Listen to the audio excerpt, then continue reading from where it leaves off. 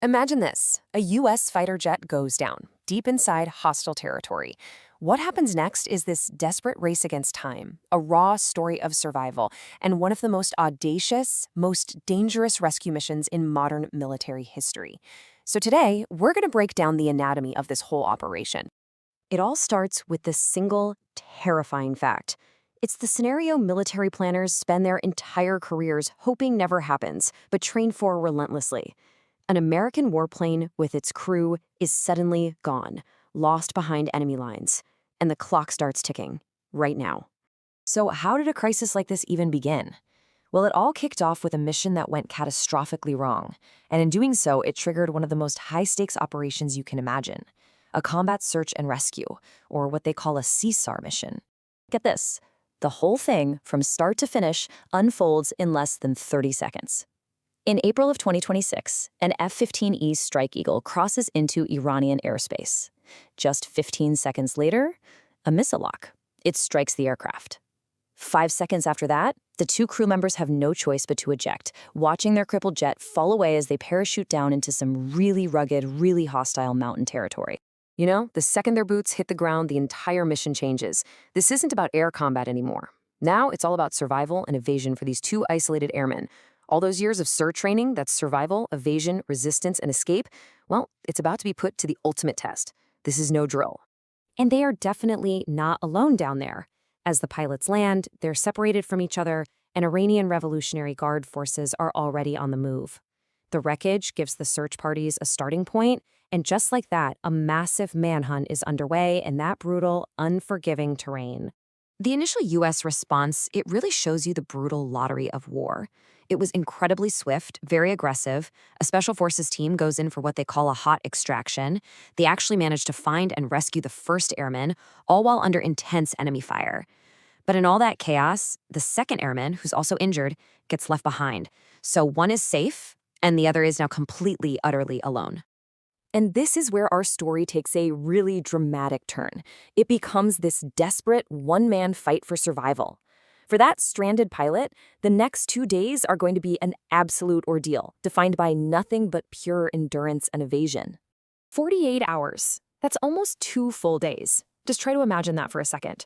You're hurt, you're alone, and you're deep inside enemy territory with an entire nation's military out there hunting for you. Every single minute must feel like an hour, and every hour, an entire day.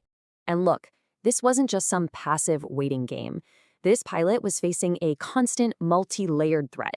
You've got ground patrols sweeping the area, you've got drones with thermal cameras scanning from above, and then you have the brutal mountain terrain itself. And he's dealing with all of this while injured from that violent ejection. But while that pilot was on the ground doing everything he could to evade capture, a plan was being put into motion. A really complex, incredibly high risk, and frankly, unbelievably daring plan to go back in and get him out. This rescue was not a simple smash and grab job. No way. It was this intricate 3-part operation. Okay, so first up, deception. U.S. intelligence used everything they had to create diversions, feeding false information to pull the Iranian search parties away from the pilot's relocation. Second, a coordinated assault. We're talking a simultaneous air and ground attack to just punch right through the enemy defenses. And third, overwhelming force right at the point of extraction to suppress any resistance and just get the pilot out of there fast. But a mission this risky, it always comes at a high price. The operation sparked these intense firefights on the ground. And here's something else. To prevent advanced technology from falling into enemy hands, some of the U.S. aircraft that were used for the rescue were actually deliberately destroyed by friendly fire once their part was done. It was a calculated loss for sure, but a really significant one. So in the aftermath, the shooting on the ground might have stopped, but a whole new kind of battle was just beginning. The battle over the story, the information war. And right away, 2 totally different stories emerged. From the U.S. perspective, it was a daring success. I mean, despite the costs, the main objective was met. You leave no one behind. But for Iran, it was framed as a reckless failure.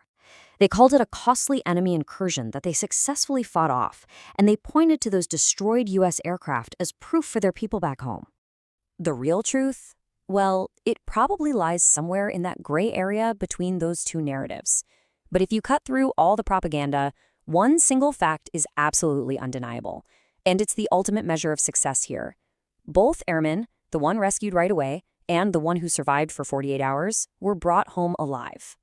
And that leaves us with this one critical question. Was this a heroic and successful rescue operation? A true testament to incredible skill and bravery? Or was it a dangerous escalation? A mission that, yeah, it saved one life, but in doing so, it pushed two nations to the absolute brink of a much, much wider war. That's the question we're left with.